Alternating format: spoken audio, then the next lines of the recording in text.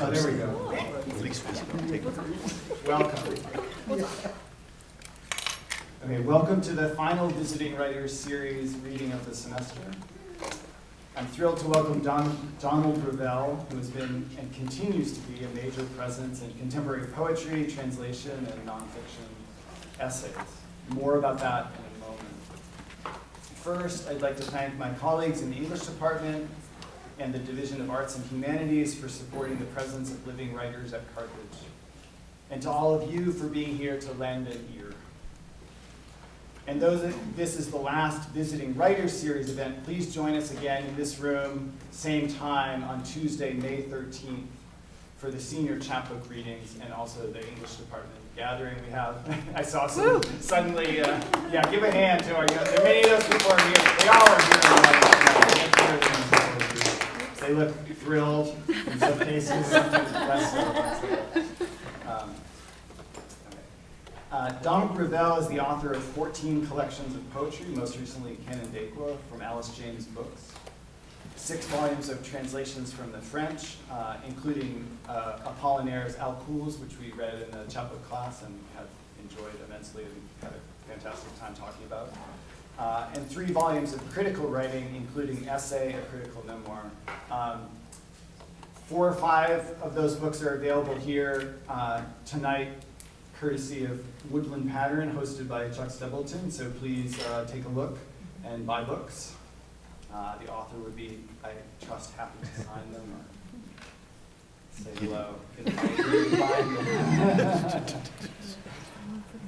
As I was just telling Don, I first heard him read on the Lower East Side of Manhattan in the mid-90s when I was a young poet.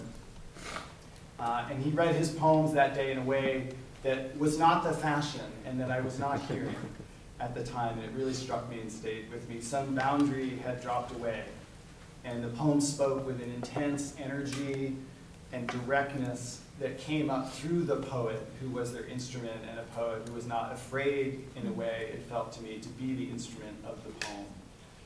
And I'm thrilled to have that great loop come back around tonight in Kenosha, Wisconsin, a place that perhaps neither of us had ever dreamed of being.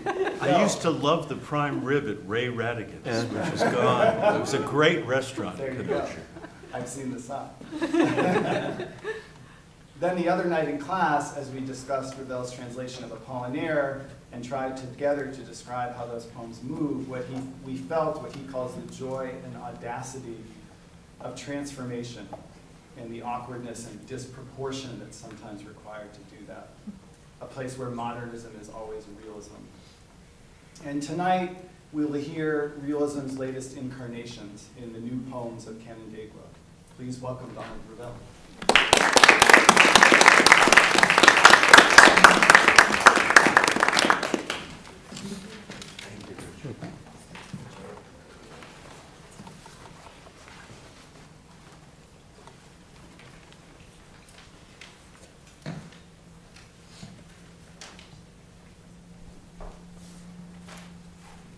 This is called Vietnam Epic Treatment. I didn't approve of that particular adventure, but I cared a lot about the people that were drawn into it. It doesn't matter a damn what's playing. In the dead of winter you go. Days of 1978, 79, and we went because the soldiers were beautiful and doomed as Asian jungles kept afire, Christ-like in the hopeless war I did not go to in the end because it ended. The 20th century, it was a war between peasants on the one side, hallucinations on the other. A peasant is a fire that burns but is not consumed. His movie never ends. It will be beautiful every winter of our lives, my love, as Christ crushes fire into his wounds, and the wounds of a jungle. Equally, no matter when their movies end, hallucinations destroy the destroyers. That's all. There has never been a president of the United States. In the 21st century, hallucination versus hallucination. In cold battle, in dubious battle, no battle at all, because the peasants have gone away, far into the lost traveler's dream, into a passage from Homer, a woodcutter's hillside peacetime superstition movie. On a cold night, Hector, on a cold night, Achilles. Around the savage and the maniac, the woodcutter draws a ring of fire. It burns all winter long. He never tires of it, and for good reason. Every face of the flames is doomed and beautiful. Every spark that shoots out into the freezing air is God's truth given us all over again in the bitter weather of men's hallucinations. There has never been a president of the United States. There has never been a just war. There has never been any life beyond this circle of firelight until now, if now is no dream but an Asia. Somehow I hope the poem is weirdly consoling. Ce n'est que le fin du monde. Okay, this is much more cheerful. It's called Death. Yes. But you know, once you're given a birth certificate, there's no reprieve. There's only a stay of execution.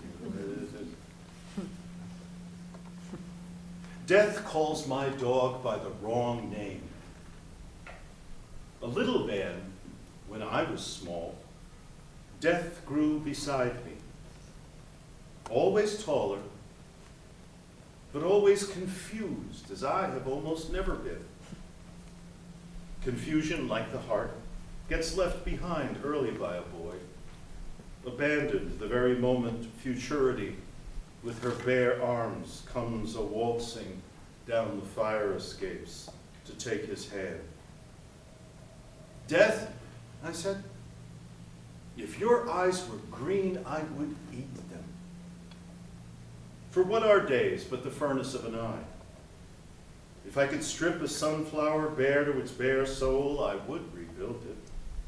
Green inside of green, ringed round by green, there'd be nothing but new flowers anymore. Absolute Christmas. Death, I said, I know someone, a woman, who sank her teeth into the moon. For what are space and time but the inventions of sorrowing men? The soul goes faster than light. Eating the moon alive, it leaves space and time behind.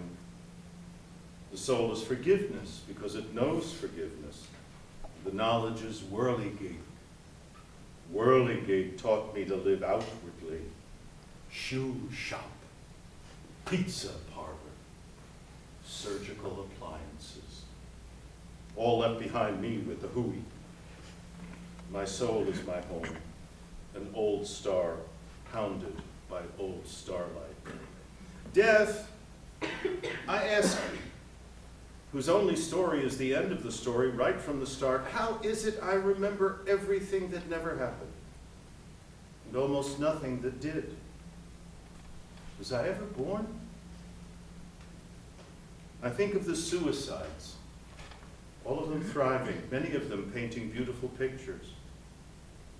I think of boys and girls murdered in their first beauty, now with children of their own. And I have a church in my mind, set cruelly ablaze, and then the explosion of happy souls into the greeny, frozen Christmas Eve air. Another good Christmas, a white choir. Beside each other still, my death and I are a magical hermit. Dear mother, I miss you. Dear reader, your eyes are now green. Green as they used to be before I was born.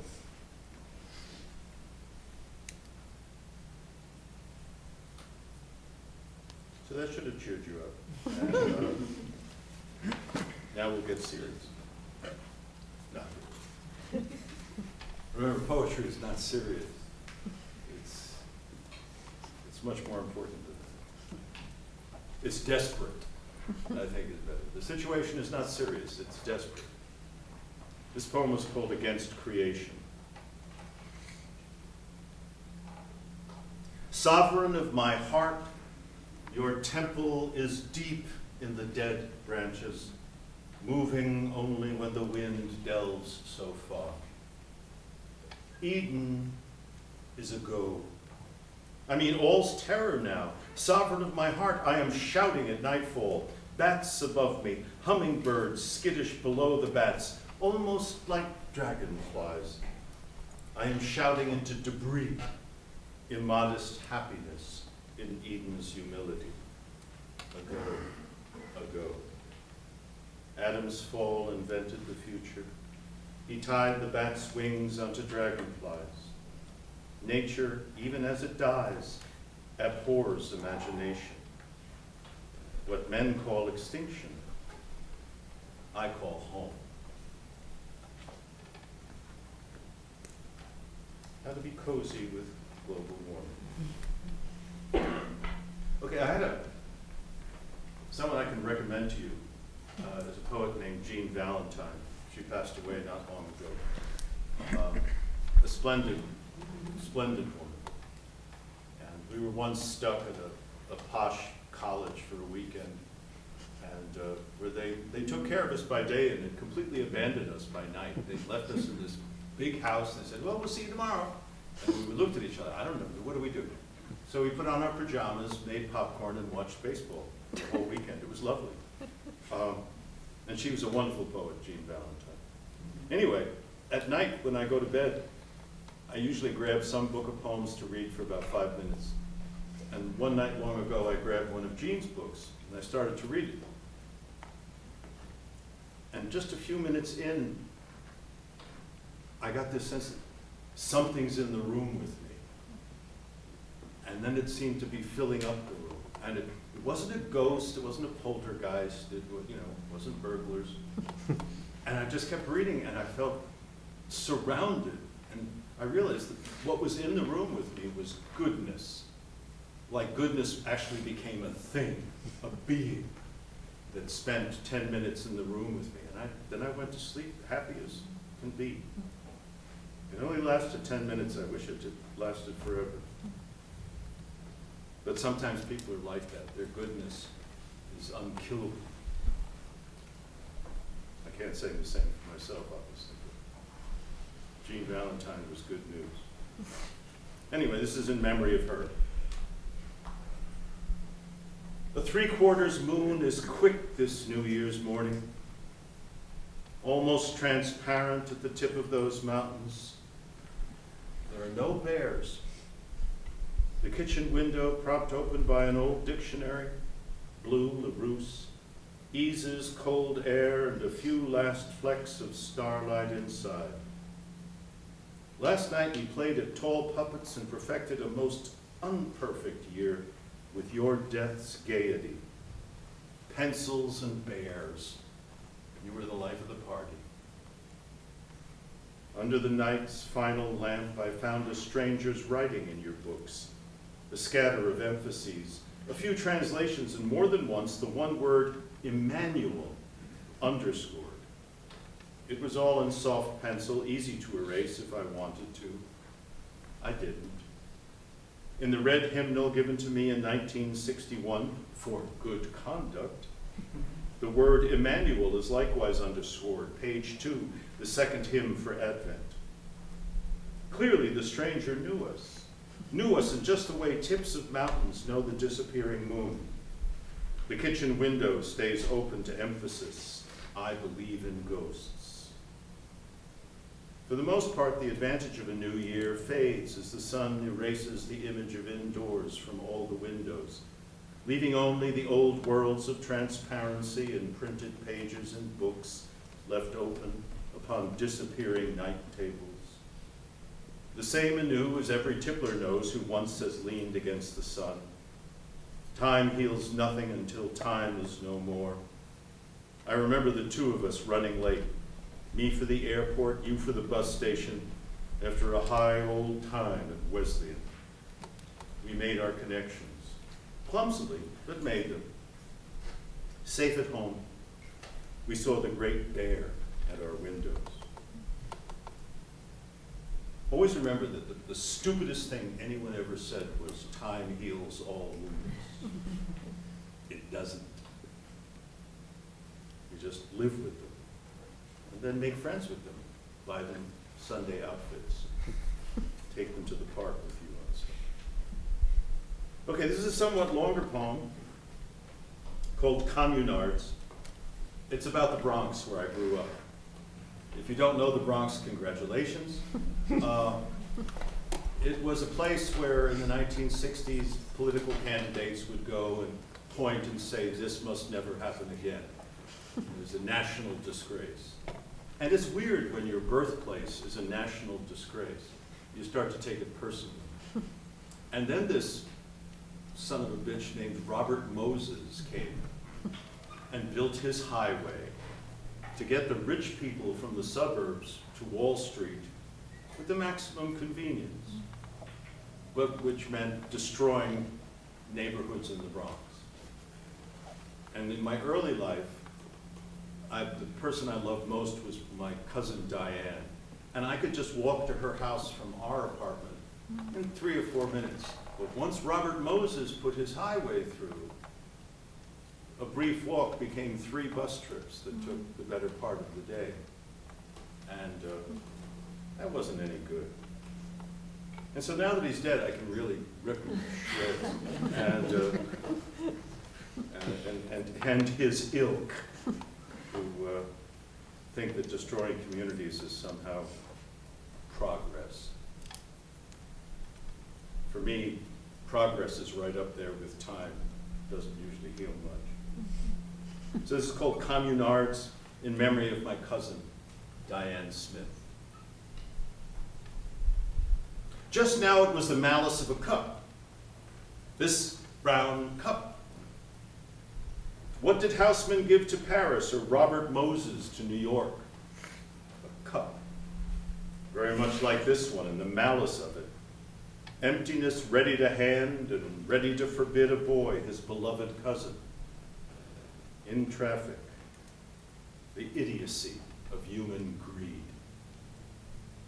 We feel the change, shun the little things, and hurry. That ivy, this wren, reign as it may, because strangeness is speed. I am with them as sun suffers shade. I am with them. This isn't going away. This mean-spirited, progressive tumult. Kettle to cup, pale cousin to interstate commerce, carrying a flag as though it were a babe in arms. No babies for my cousin. No aftermath to the hand-in-hand of kinship. Kinship simple, kinship slow. Our common prayer had nowhere to go. Ne sede malice. And in the language of those one cannot hope to emulate. Virgil coined a perfect motto for the Bronx, and Robert Moses put it to the test. We couldn't walk a step in any direction. The gates of the underworld were opened wide always, and yet we couldn't walk. My fatal cousin and I were rhyming communards. To feel the change, choose a book and tear its pages into the wind. Loose words, brief altitudes, these are the progress made in the name of progress. O seasons, O chateau of vowels. Ivy grows backwards into the wren's hot nest. Rain slows to a whisper of white metal. Suffering shade, the sun dives underground, buckling the interstates. Did you know a city can thrive in complete ignorance of other cities? Plantations of thin air feed millions. I am eating my words. My cousin and I were rhyming communards. Disney and the metaphysicals. Men equally impossible to emulate as our theaters fill with emptiness. as our poems go lame into the lean dearth of their English. Progress, the antithesis of change, is surely the muse of malice. Slow change, antique nursery of music, joy, and eternity, happens in little streets among the cartoon animals and fire escapes. Progress, on the other hand, is exactly what John Berryman imagined it to be, a cancer with a plan. New York's ruined anatomy, Rambo's gang rape are only comprehensible as whispering, hastening, white-hot metal. My cousin's barrenness in the full flush of her beauty only accounts to God as God in his own beauty, changes all. I am a fit of rhyme against rhyme, a commune of no one but the wren. Wretched Diane and I were beasts in all but integrity, not one but freely given. Must one think of everything as earned? Do birds divorce? Across the street, no distance at all, a naked thinking heart walks into traffic. There was nowhere else to go. Does laughter brutalize? Ask the rebar in a busted wall. Or better still, ask Buster Keaton. He knew better than any the malice of inanimate things inspired suddenly with strangeness. Avalanche without a mountain. Traffic deaths on a blank screen or an empty street. He knew that progress is a maniac. I feel the changeable moon divorcing Earth. It has no face to show us just now, only a pallor of vowels. Swans down, soiled with earth. There are velocities like cities swallowing air out of thin air and dying of it. This isn't going away. Cup in hand, a forbidden boy goes begging across the exit ramps. Worlds away, his cousin, clothed in ivy and feathers, carries her child into a ruined chateau. The evening air is underscored with magic. God is calling the moonlight back to heaven.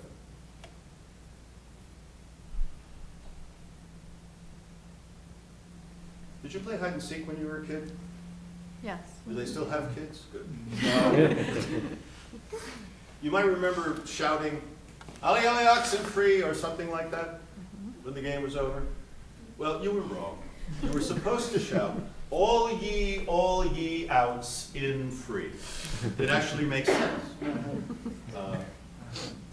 And I only learned that very late in life, and so I thought, what the hell, I'll put that in the book. Because I remember hide and seek is wonderful. We would play games of hide and seek that would sometimes go on for 3 days. Well, that's the thing about growing up in New York City. You just get on the subway if you're hiding. I'm in Brooklyn. Then you got to find something to feed you, but we knew how to do that.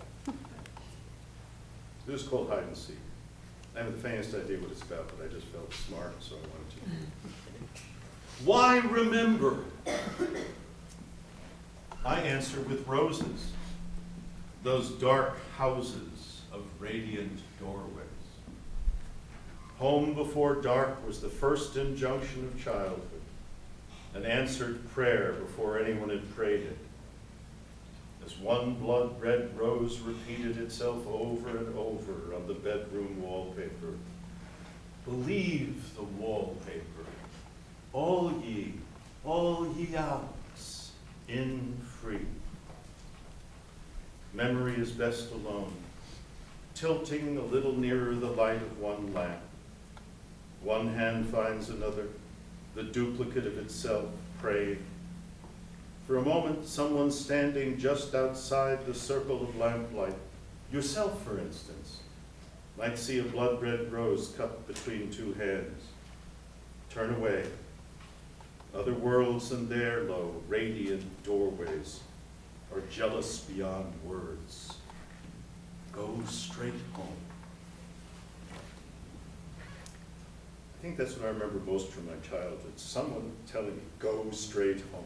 And it's very good advice. As a wonderful poet that I care very deeply for, Marianne Baruch said, travel bites. When you travel, you spend all your time trying to recreate the comforts of home at great expense. Duh. Stay home. We never learn.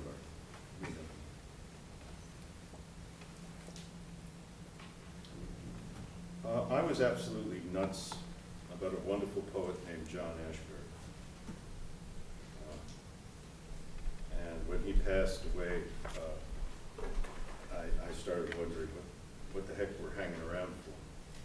And a lot of people don't know this, but he was known in his family as Larry, because that was his middle name. And this spring when I get home, I'm going to buy a puppy and name it Larry.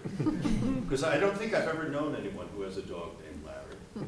And I just like the idea of standing on my porch going, Larry! And like all the neighbors thinking, what is this pedophile shouting about? Oh my God! Just a schnauzer! Anyway, when I got the call that told me that John had passed away, I was about to take my kids out for supper, and I couldn't disappoint them. So, on the back of the credit card bill when the supper was over, I wrote this poem real quick. Larry dies. Men are gabbing in 3 languages, not one of them understands. Clematis is a 4th. And so the sun is stilled in its stilled agenda, rusted beneath the broken swings on soft earth. So many it comes so far to play, who cannot play, who cannot in this broken economy find the shade to say, Clematis. Flowers wear bright detention colors. Some dogs bark. The flowers darken. Let us be friends and not die. Or let us mow and die. So that's for Larry.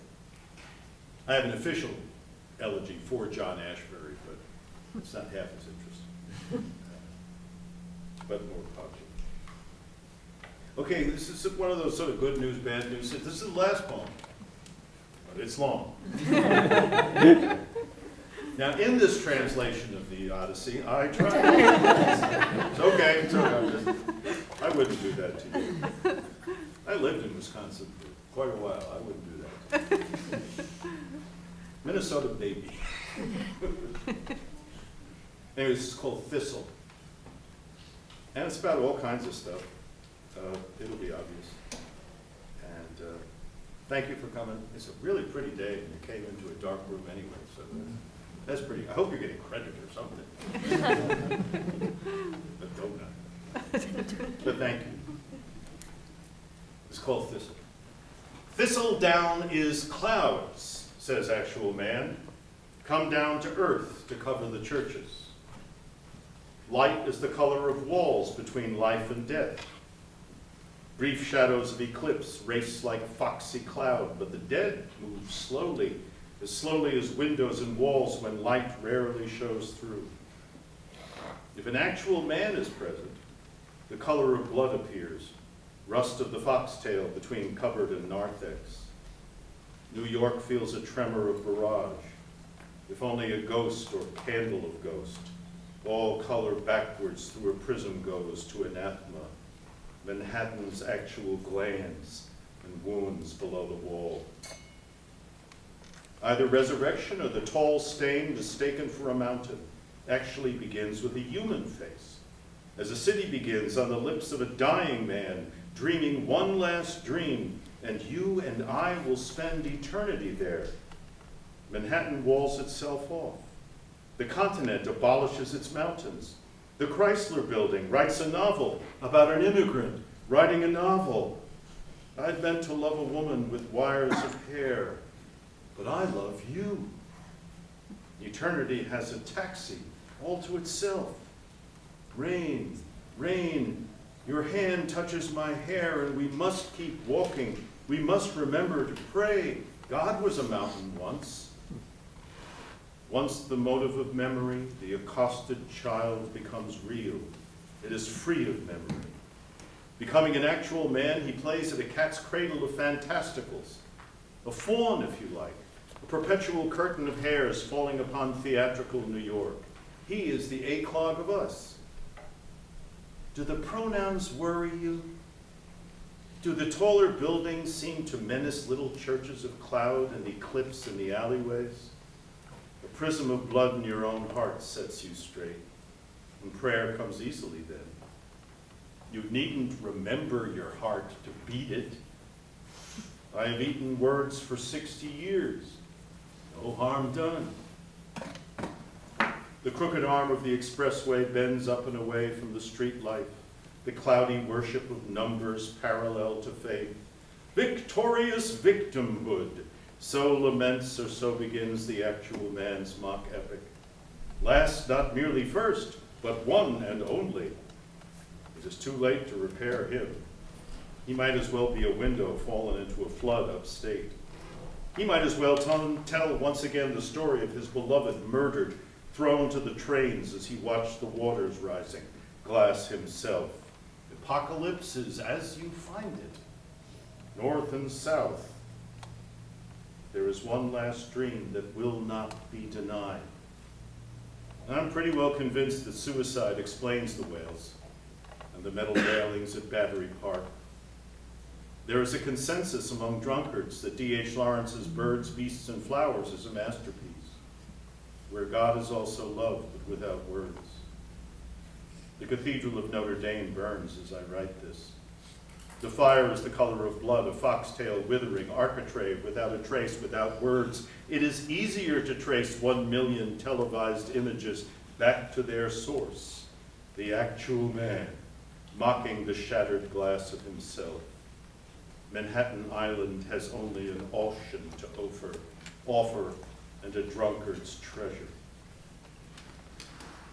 Was the original flower a white one covering the island from end to end, not owned and not therefore in need of colors? A white flower was the first window open to the world. Human eyes could recognize themselves in the cluster, seeing the harmless sun shaped into petals, sensing a fathering and a mothering in sunlight, gentle there to simple vision. Heaven is fine until the image of heaven catches fire inside a cloud and comes to earth. The welter of colors then, like animals in a panic, disturbs the sun out of its innocence, and the white flowers are blind then. With our own eyes, you and I have loved one another in a crowd of images, in a snare of garlands, only now remembered as the lovely young people 50 years ago, when Manhattan felt like a real island and not like a madhouse grievance bulwarked against flowers and faith. Victimhood has robbed the sun of its innocence. Mockery, which is a kind of murder, has stolen into the language and fingers of the city, producing a stammer of obscenities and a tremor of burnt matches at our fingers' ends. I wish that all these words were raindrops. Out of the clouds, says actual man, a foxtail of rain covers the churches, and one by one the churches disappear. Ave Verum Corpus is all well and good for a gateway, but when the iron gates have rusted shut against the iron air, choirs gasp, words die in the throat, and the only sound is thorns underfoot, a rustle of bones shifting underground. Posterity is abandoned to imaginary animals. Race abdicates. Gender abdicates. The color is disappearing from my hands like a vixen through a snare of garlands. Thank you.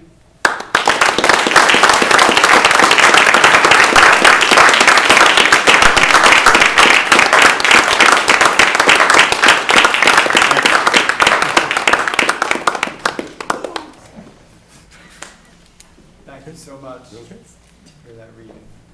I think we're going to go right into having a little time of question and answer in the interest of they have a long drive ahead of them. We'll keep things moving along, and then right after the Q&A, we'll have 10 or 15 minutes to talk, and then there'll be a chance to look at books at that point.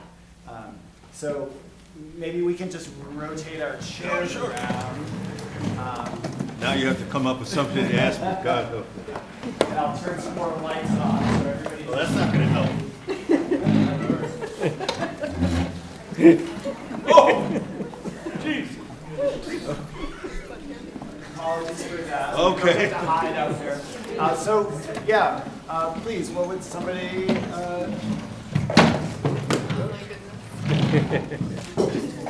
No problems.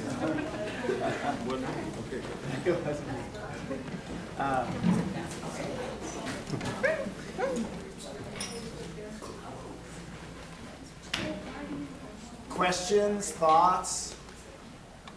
What would you like to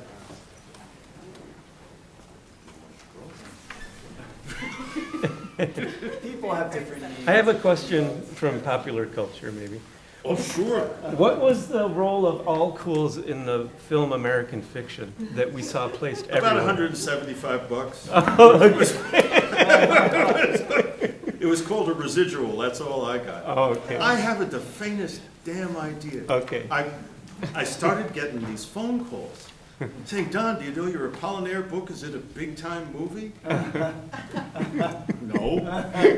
And but why did they have like 10 copies of the book? This guy's dad. I don't know if you've seen this movie, Modern Fiction, right? American Fiction. American Fiction. And there's a big scene where this literary agent is talking to the hero, and he's got 10 copies of my Apollinaire book. It's like it's the only book he ever read. I think they picked it because it's blue, and it matched his shirt or something. But I got a little money, so that was it. The novel that film was based on was written by Fannie Howe's son-in-law, as it turns out. So there might be something. Oh yeah, there. I mean, the Howe connection is real, and Yeah.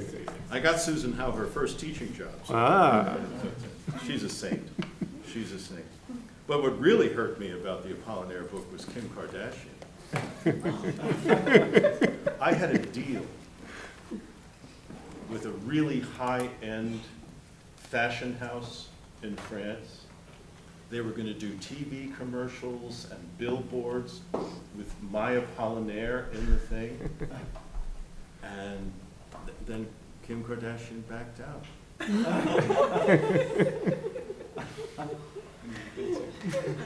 There went my dozens of dollars. And she didn't send me a check either. Amanda. I guess this isn't even a question about the reading so much, but between one of them, you said that poetry is not serious. It's much more important than that it's desperate. And I was wondering if you had anything else you could say about that, because Oh boy, do I, but I don't think it would be cheerful. No, I mean, our consciousness is made of language.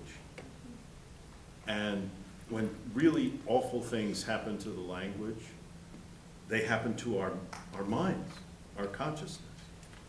And I think this has probably been true for a long, long time, but now the situation is getting dire.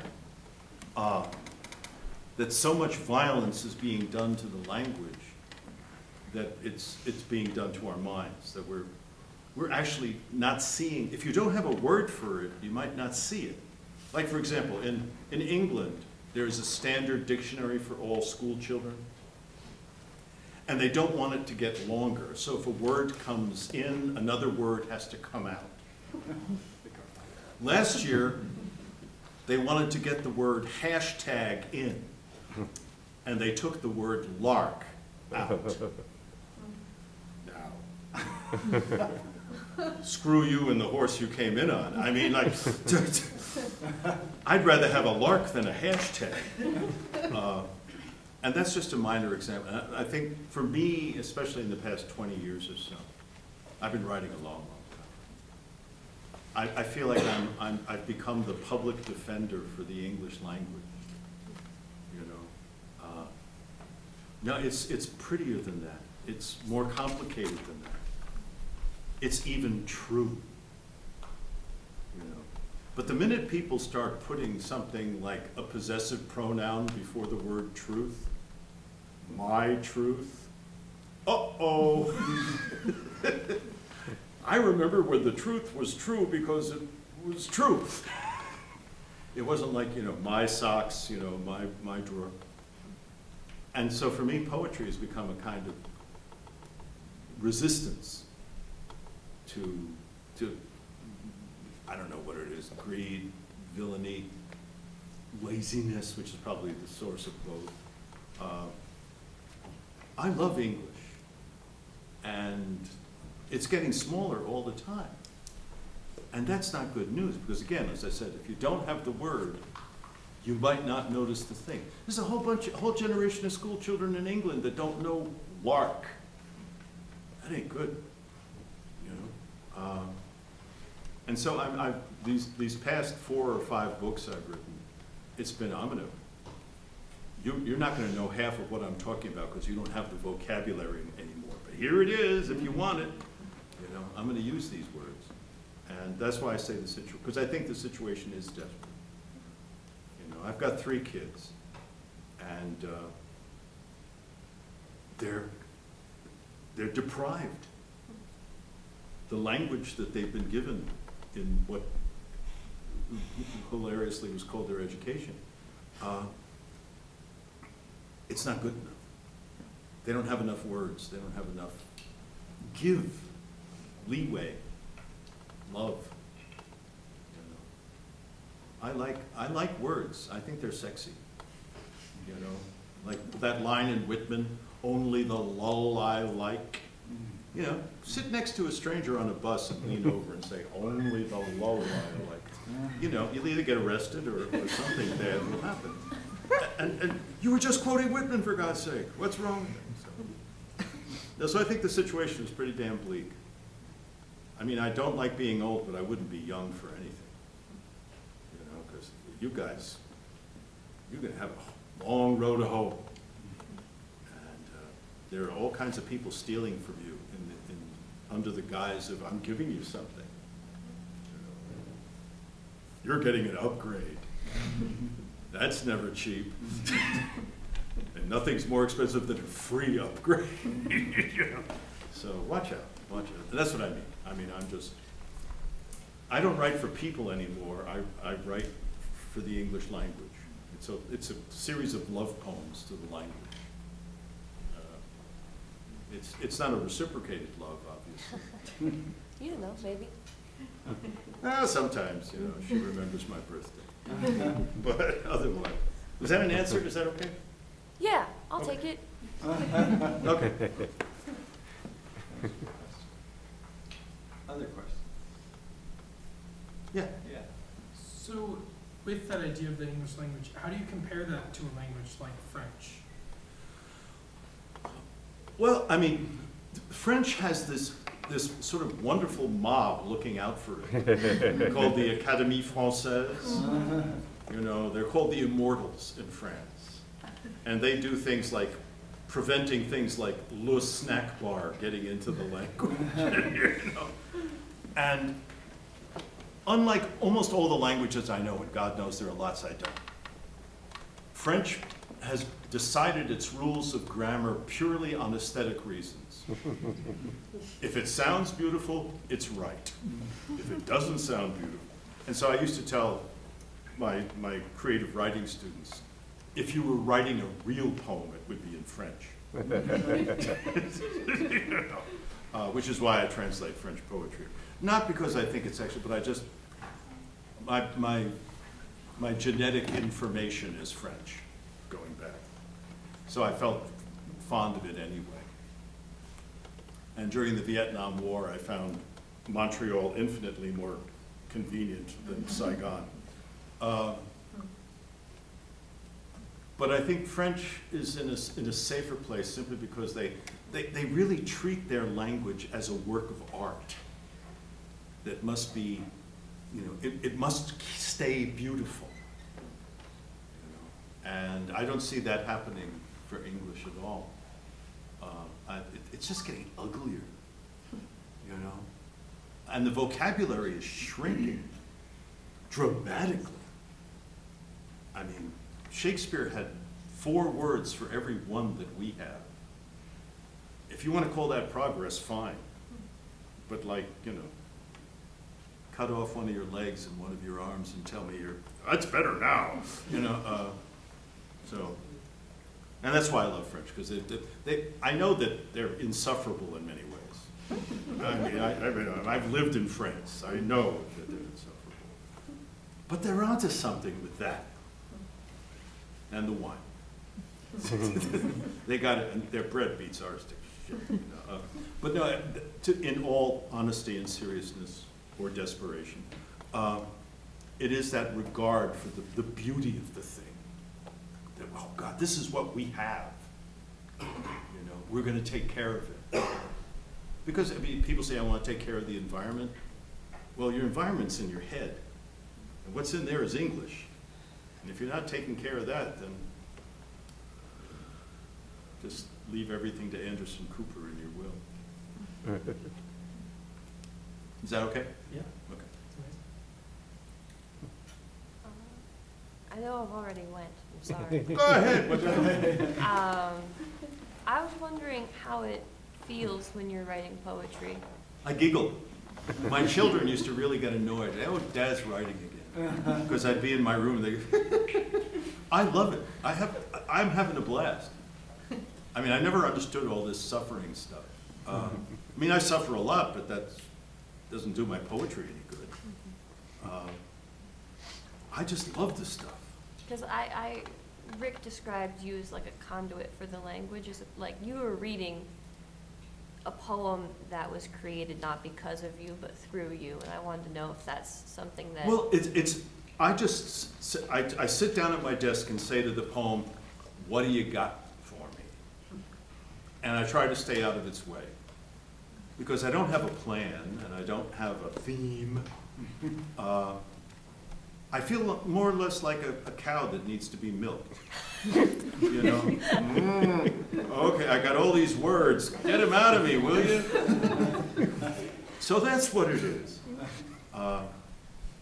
And it's a great pleasure.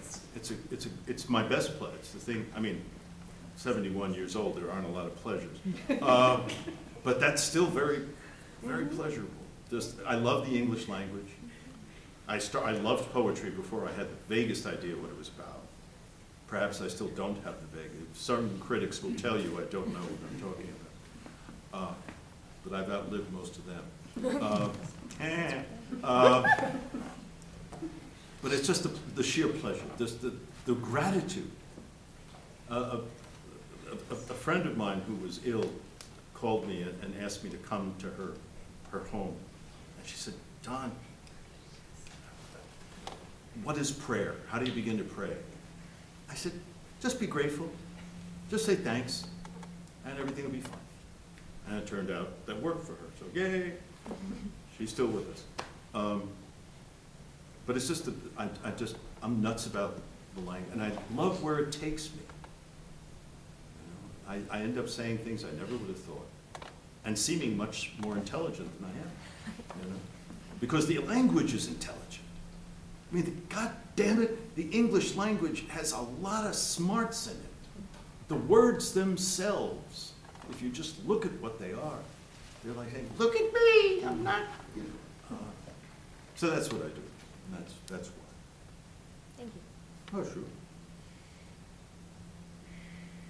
I don't think I can. Okay, Well, Lisa. I was wondering about, if you want to talk about the title of Which one? The Canandaigua.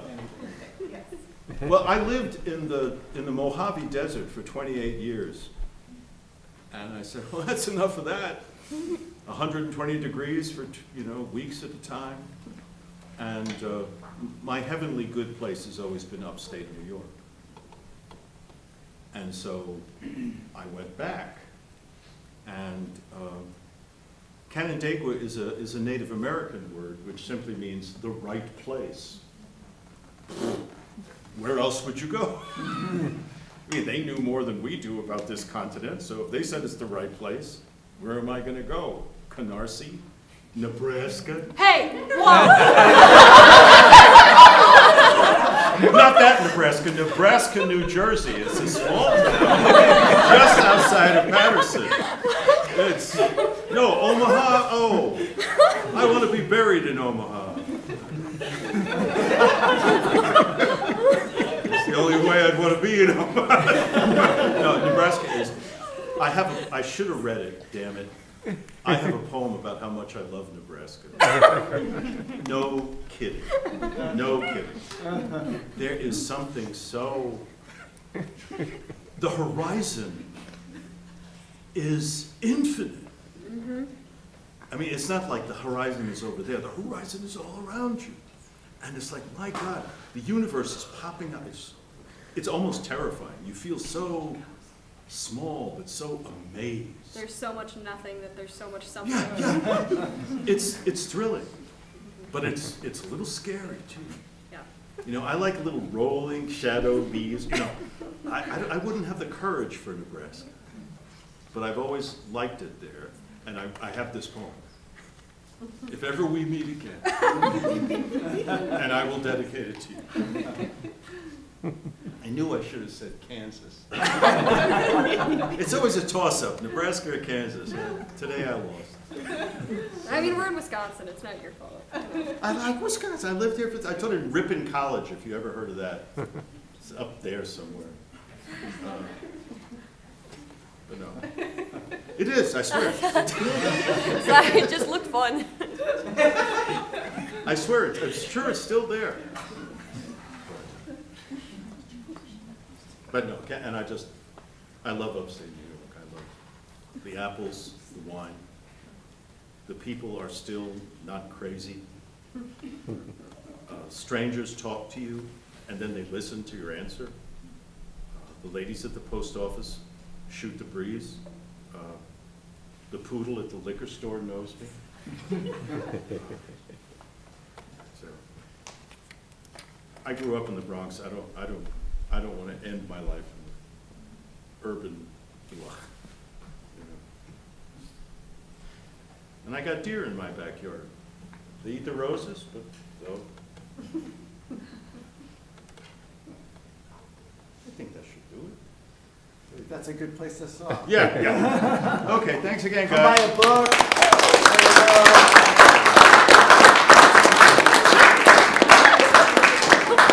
You just grab words out of the air. I'm sure it comes.